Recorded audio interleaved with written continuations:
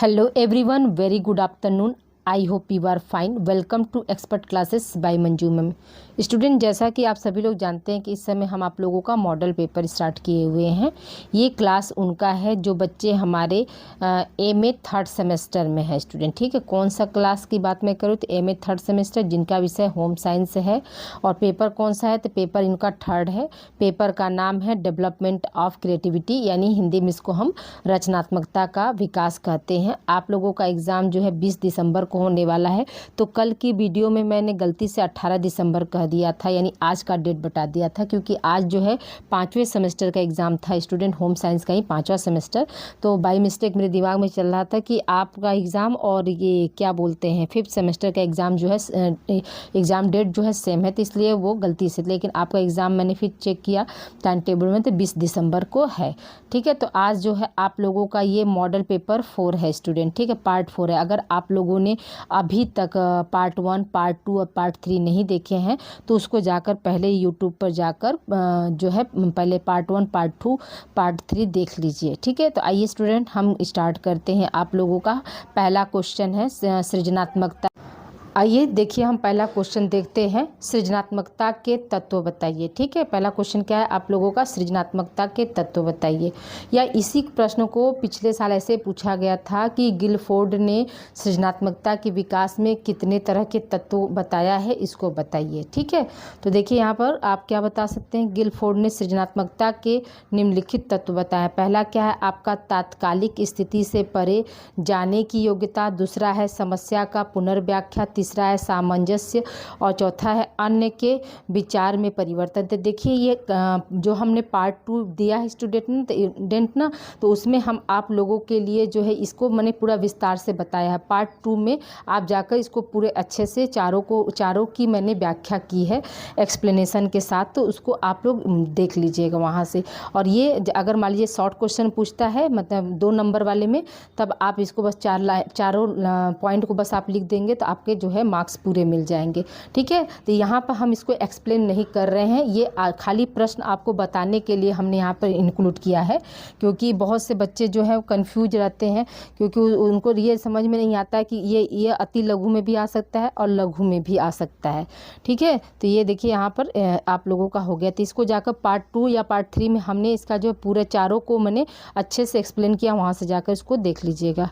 अब आइए देखिए हम सृजनात्मकता के सिद्धांत की बात करते हैं. तो देखिए आपके सीरीज में जो है सिद्धांत जो है 6-7 दिया है, लेकिन 2 या 3 तक जो सिद्धांत वो सही है, लेकिन चौथा जो है गड़बड़ दिया है. ठीक है, तो आप लोग देखिए सिद्धांत में क्या आएगा तो आप इस तरह से इसको लिखिएगा. देखिए इसका आंसर क्या है कि सृजनात्मक शिक्षा के क्षेत्र में महत्वपूर्ण पक्ष होता जा रहा है. ठीक है, यहाँ पर क्या बना ली, सृजनात्मकता शिक्षा के क्षेत्र में महत्वपूर्ण पक्ष होता जा रहा है. इसका उद्देश्य बालकों में निहित रचनात्मक गुणों को विकसित करना है. यानी कहने का मतलब यहाँ पे क्या है कि जो बालक के अंदर जो भी गुण पाए जा रहे हैं उसको क्या करना है, उसको विकसित करना है.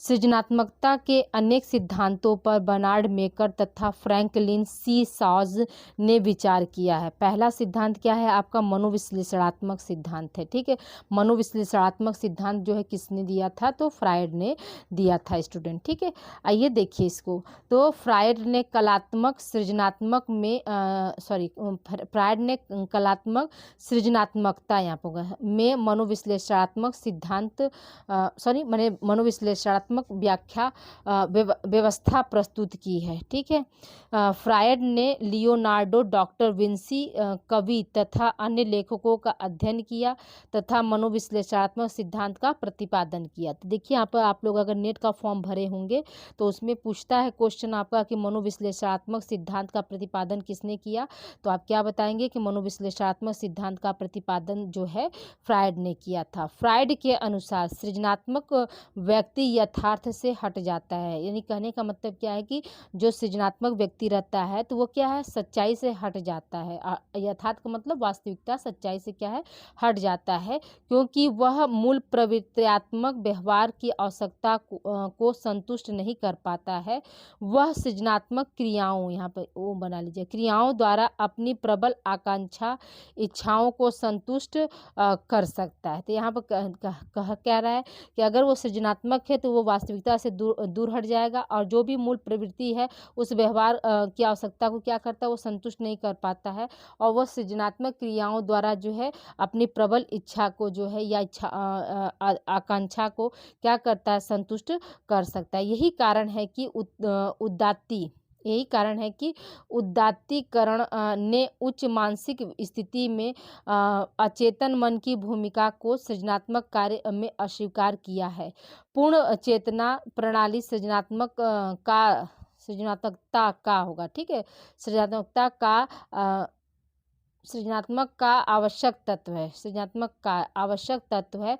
जब तक पूर्ण चेतना विकसित नहीं होगी सृजनात्मकता विकसित नहीं हो सकती, ठीक है। तो उन्होंने यही बताया कि जब तक क्या है, मतलब पूर्ण चेतना यानी जो व्यक्ति है वो पूरे होशो हवासों में नहीं आ सकता है, तब तक क्या है, आपका सृजनात्मकता का विकास नहीं हो सकता।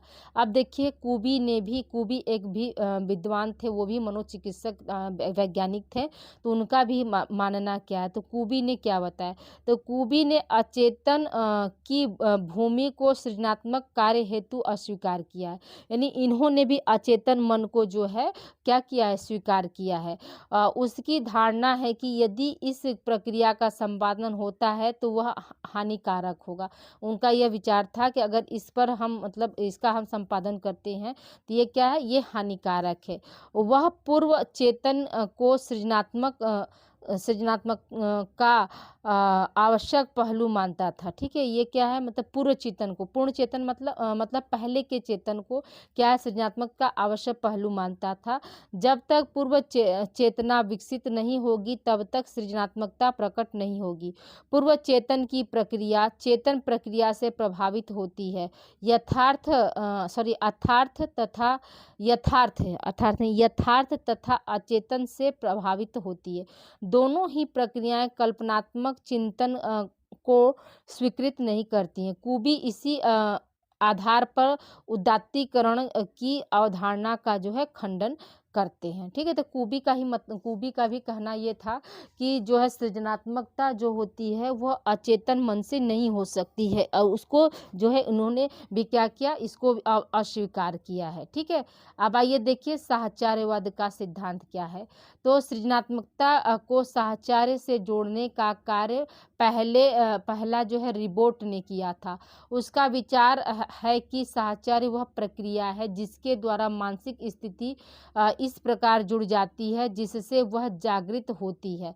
साहचर्यवाद चिंतन की योग्यता तथा उत्पादकता के सहयोग द्वारा उपयोगी पर विचार करता है और सृजनात्मकता इन संयोगों का क्या होता है, वो जो है पुनर्गठन होता है, या उपयोगी नहीं होगा, उपयोगिता आप लिख लीजिएगा, ठीक है। उत्पादकता के सहयोगों द्वारा उपयोगिता पर जो है विचार करता है और सृजनात्मकता इन संयोगों का क्या होता है, जो है पुनर्गठन है, ठीक है। तीसरा सिद्धांत हमारा क्या है, पूर्णाकार या अंतर्दृष्टिवाद। तो जिसमें क्या है, वर्दीमन कौन है, ये भी एक मनोवैज्ञानिक है, ने सृजनात्मक चिंतन तथा समस्या समाधान, उत्पादक चिंतन, पारस्परिक तर्क, साहचर्य मत के लिए दोनों अभिगमनों पर विचार किया तथा उसकी आलोचना की। उसका कथन है कि मनोविश्लेषणात्मकता तथा साहचर्यवाद दोनों ही घटना के साथ न्याय नहीं कर सकते हैं, इसलिए उसने पूर्णाकार के मत को अवबोध की अभिवृद्धि करने, पुनर्प्रश्न करने, चिंतन की प्रक्रिया की खोज करने हेतु जो है प्रस्तावित किया। तो उनका ये मानना था कि जैसे कि वर्दीमन का ये कहना था कि समस्या समाधान, यानी कोई भी बच्चा है या व्यक्ति है, अगर उसके अंदर समस्या समाधान, उत्पादन चिंतन, पारस्परिक तर्क और साहचर्य मत अगर नहीं है, ठीक है, तो मतलब वो अच्छे से काम नहीं कर सकता। सृजनात्मक चिंतन के लिए जो है क्या है, इन सब चीज़ों का जैसे होना जो है मतलब जरूरी। तो इसका जो है उन्होंने क्या किया, आलोचना किया था, ठीक है। अब आइए देखिए अस्तित्ववाद। अस्तित्ववाद में क्या है? अस्तित्ववाद वैचारिक रूप से पूर्णाकार अधिक निकट है। अस्तित्ववाद में क्या होता है? वैचारिक रूप से जो पूर्णाकार जो तीसरा सिद्धांत है वो क्या अधिक निकट है। अस्तित्ववाद संपूर्णों को अंश में विभक्त नहीं करता है। अस्तित्ववाद मिलन में विश्वास रखता है। जो अस्तित्ववाद है वो क्या है? आपका मिलन में विश्वास रखता है। सृजनात्मकता को किसी नवीन वस्तु के जन्म को मिलन अथवा संघर्ष की प्रक्रिया द्वारा हम क्या कर सकते हैं? जान सकते हैं। तो सृजनात्मकता क्या होती है? एक तरह से नवीन वस्तु का जन्म को मिलन या संघर्ष के द्वारा जो है इसको हम जान सकते हैं। किसके? अस्तित्ववाद पर। अब आइए देखिए अगला प्रश्न हमारा क्या है? सृजनात्मकता तथा शिक्षक पर टिप्पणी लिखिए। या सृजनात्मकता के विकास में, इस प्रश्न को ऐसे भी पूछा जा सकता है स्टूडेंट कि सृजनात्मकता के विकास में शिक्षक की क्या भूमिका होती है। ये इस तरह से भी पूछ सकता है, इस तरह से भी पूछ सकता है कि सृजनात्मकता जो है सृजनात्मकता तथा शिक्षक पर टिप्पणी लिखिए। दोनों तरीके से आपको पूछेगा तो आप क्या करेंगे? इसे आप इस तरह से आंसर इसको लिखेंगे। तो देखिए यहाँ पे क्या है? बालकों में सृजनात्मकता का विकास करना व्यक्ति तथा समाज दोनों के हित में है। बालकों में क्या? सृजनात्मक का, ठीक है, सृजनात्मकता होना चाहिए, ठीक है। सृजनात्मकता का विकास करना व्यक्ति और समाज के दोनों के लिए हित में है। क्यों?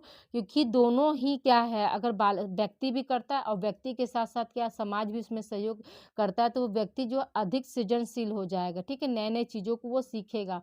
तो ये दोनों का उत्तरदायित्व होता है।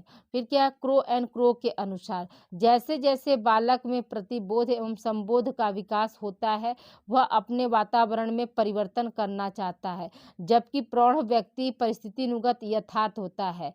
छोटा बालक अत्यधिक कल्पनाशील होता है। तो देखिए यहाँ पे क्या बताया है? यहाँ पर क्रो एंड क्रो ने क्या बताया कि उन्होंने ये कहा कि जैसे जैसे बालक में बोध होता जाता है, ज्ञान होता जाता है, तो वो क्या करना चाहता है? वो अपने वातावरण में परिवर्तन करना चाहता है। लेकिन वहीं पर अगर एक प्रौढ़ व्यक्ति की बात हम करते हैं तो वो क्या है? वो अपने आप को जो है परिस्थिति अनुसार जो है ये अपने आप को मतलब वास्तविकता के अनुसार जो है ढालने की कोशिश करता है। छोटा बालक क्या होता है? वो कल्पनाशील ज़्यादा होता है बड़े व्यक्ति की अपेक्षा। फिर क्या? वह अपने खिलौनों को अलग ले जाता है, ठीक है, वह अपने खिलौनों को अलग ले जाता है और उनको दूसरों के भी ले जाता है। मतलब वो अपने खिलौने को क्या करता है? दूसरों के साथ भी अलग लेकर जाएगा और दोनों खिलौनों को क्या करता है? मिलाकर अपने पास रख लेता है, ठीक है। फिर क्या? घटनाओं का पुनर्गणना में वह इतना व्यस्त हो जाता है कि उसको पहचानने में कठिनाई होने लगती है। यानी दोनों खिलौने सेम है और मिक्स कर लिया, ठीक है, तो अब क्या है? अब वो उसको पहचानना मुश्किल हो जाता है कि कौन सा उसका था और कौन सा दूसरा था, ठीक है। तो यहाँ पे ये चीज़ क्या है? क्रो एंड क्रो के द्वारा। फिर देखिए शिक्षक को चाहिए कि बालक में सृजनात्मकता का विकास के लिए क्या है? उपाय करना चाहिए। क्या क्या उपाय वो कर सकता है? तो सबसे पहला उपाय देखेगा वह कि समस्या के स्तरों की पहचान करना, ठीक है। यानी समस्या के स्तरों की, यानी समस्या जो है किस तरह का है उसको क्या है? शिक्षक जो है पहचानेगा। फिर क्या? समस्या समाधान की योग्यता 2 पदों पर निर्भर करती है। एक व्यक्ति के सीखने की या अधिगम यानी, ठीक है, यानी होगा पानी नहीं, यानी कि बुद्धिवादी क्षमता या बुद्धि, और दूसरा यह कि क्या उक्त व्यक्ति ने क्षमता के भीतर अधिगम कर लिया है, ठीक है, अधिगम कर लिया है आप होगा। तो देखिए यहाँ कहने का मतलब क्या है कि जो समस्या समाधान की जो योग्यता होती है वो 2 पदों पर निर्भर करती है। एक तो जैसे व्यक्ति मतलब सीखना चाहता है या उसकी जो है बुद्धि क्षमता सीखने की कितनी होती है उस पर। दूसरा यह कि मतलब जो भी उक्त व्यक्ति के भीतर जो अधिगम क्षमता को क्या है उसने पा लिया है। तो ये दोनों कंडीशन क्या होते हैं? ये दोनों कंडीशन जो होते हैं आपके समस्या के स्तरों की पहचान करने के लिए ज़रूरी होता है। दूसरा क्या है आपका?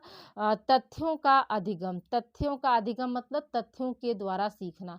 फिर क्या? समस्या को हल करने में कौन-कौन से तथ्यों को सिखाया जाए, शिक्षक को इस बात का भी क्या है? ध्यान रखना चाहिए। यानी कहने का मतलब यहाँ पे ये है कि कौन-कौन से तथ्य, कौन-कौन से डाटा जो है किसी भी समस्या के समाधान के लिए मतलब ज़रूरी है। तो इस बातों का भी ध्यान या इन बातों का भी ध्यान क्या है? शिक्षक को जो है देना चाहिए। तीसरा क्या, मौलिकता। मौलिकता में क्या, शिक्षक को चाहिए कि वह तथ्यों के आधार पर मौलिकता दर्शन कराए, ठीक है। ऐसा नहीं, मतलब जो वास्तविक चीज़ें हैं, ठीक है, तो शिक्षक को क्या चाहिए कि मतलब सिर्फ ओरल ओरल बातों से न बताए, बल्कि क्या है उसको, जैसे मान लीजिए अगर वो गुड़हल का फूल बनाना बता रहा है, ठीक है, गुड़हल का फूल बनाना बता रहा है या गुलाब का फूल बनाना बता रहा है बच्चे को, तो क्या है, सिर्फ पेंसिल से पेंसिल और कलर, ये दो से कॉपी पर सिर्फ ड्रॉ करके ही उसको सीमित नहीं रखना है। वास्तविक में गुलाब का फूल देखने में कैसा होता है, उसको क्या है वास्तविक रूप में जो है गुलाब को उसको दिखाना चाहिए, यानी पेड़ से तोड़कर जो है गुलाब अपने पास रख के बच्चों को क्या करे, वो दिखाए, तभी मतलब ये चीज़ें जो है उसको क्लियर हो पाएंगी, ठीक है। अब आइए चौथा हम देखते हैं, मूल्यांकन। चौथा क्या है हमारा, देखिए मूल्यांकन। तो मूल्यांकन में क्या होना चाहिए, तो देखिए मूल्यांकन में क्या करेंगे हम, तो छात्रों में अपना मूल्यांकन स्वयं करने की प्रवृत्ति का विकास करना चाहिए, यानी बच्चों को अपना कार्य कैसे आप अपने कार्य को जो है सफलतापूर्वक कर सकते हैं, आपने जो भी काम किया वो सही किया या नहीं किया, इसका जो है स्वयं से जो है मूल्यांकन करने की जो क्वालिटी है वो क्या है बच्चों के अंदर डेवलप करना चाहिए। पांचवा क्या है, जांच।